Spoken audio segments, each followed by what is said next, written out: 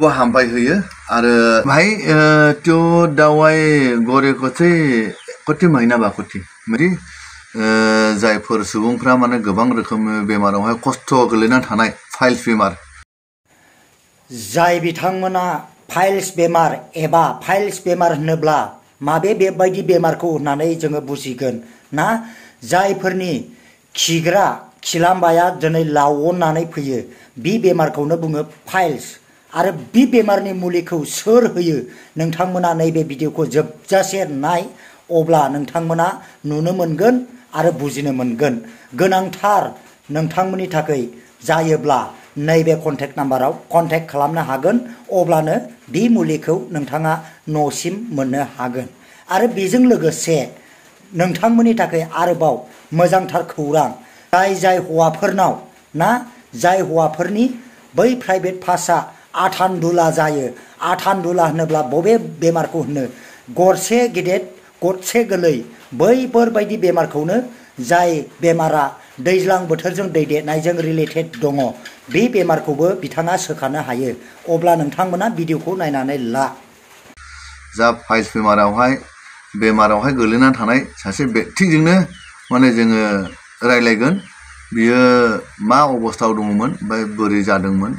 माबोरैमोन ओमफ्राय माजों गादों सोरनिजों गादों ओमफ्राय दा बेसेसिमावहाय मोजाङाव दङ नैजिखौ रायलायगोन बियो जोंनि बर' हारि नङा बियो सासे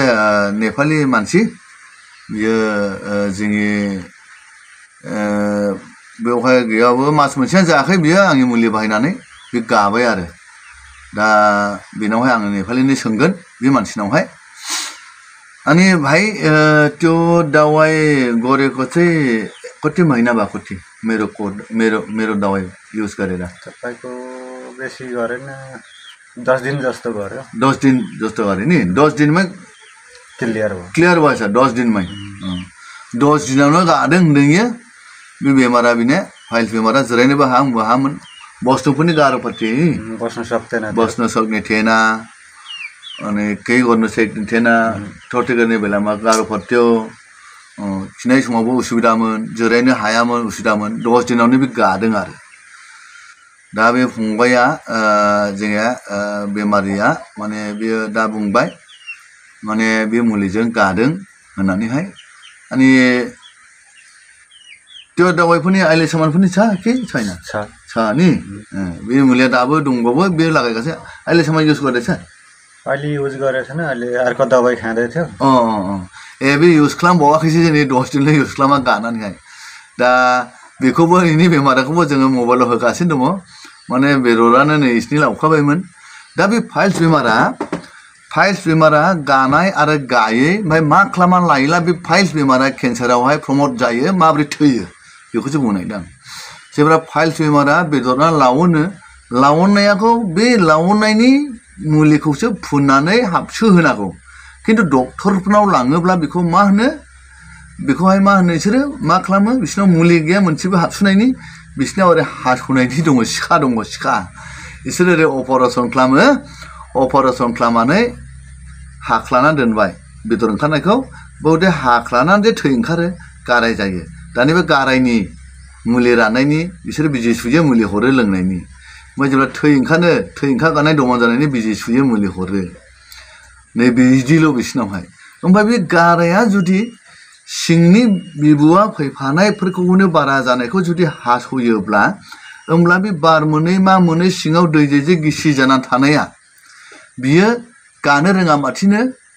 थाबाय थायोब्ला उनावहाय बिनो केन्सार जालाङो दा बे केन्सार जालाङोला बै फाइल्सखौ सोखाग्रा हजाफ्राबो आंलाबो बेखौ थान जागोन आंबो बेखौ नायग्रोनांगोन आंबो बेखौ आंनि मुलिखौ होनानै जुदि सप्तासेयाव सानबायावहाय प्रमोसन जायाब्ला माबा मोनसे मोजांनि लामायाव फैयाब्ला बियो माने बेनो केन्सार जालांनानै थैयो बेबायदि आरोखि बेखायनो साफ्रोमबो फाइल्स जानाय मानसिफोरखौ आङो रावखौबो आङो अपारेसन खालामजानो आं लुगैया जायफोरा मिथिया साफ्रोमबोथ' बेमारिफ्रा डक्टर बायदि बुजिजोबा बेमारनि सोमोन्दै बेखायनो आं खावलायो गासैखौबो बे बुस्थुआ माने अपारेसन खालामनानै गागोन बे नङा अपारेसन खालामब्लाबो बे फैफिनगोन खारन बियो मुलिया नंखाया बारा जानायखौसो हाख्लाबदों नालाय बारायनायखौ बियो मालाबाबो गाया आरोखि बेनि आसल मुलिया बेखौ होनानैहाय गावखौनो हाबसुफिनजोबनानै मेक्सिमाम फुराना जायगायाव थांहोजोबनानैहाय स्लिम जानायासो बेसो मुलि खिन्थु डक्टरनाव हाख्लामो गाराय जायो मायो गाराया गाला केन्सारावहाय जालाङो नैबेखौल' आं नुयो दासिमावहाय दा बेनो आरो अनि त्यो क्यान्सर बेमारको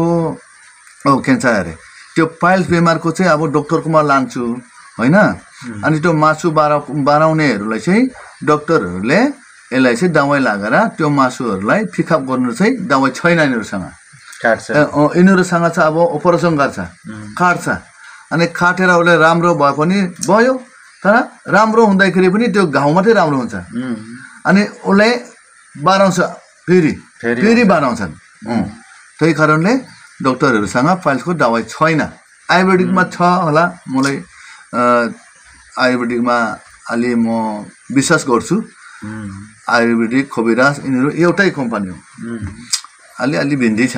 यिनीहरू अब कम्पनी जस्तो मेसिनमा हालेर खोबर लगाउँछ नाम लेख्छन् त्यति नै हो आयुर्वेदिक चाहिँ अनि त्यो खोबिरासको हामीलाई सिधै गाउँलीले बनाएको चाहिँ त्यो जाटोमा पिस्ने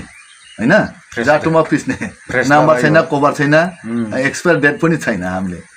गाउँमा बनाएको फ्रेस एकदम नयाँ त्यो दबाईसँगै यो राम्रो हुन्छ अनि तिम्रो त्यो अहिले केही छैन पुरा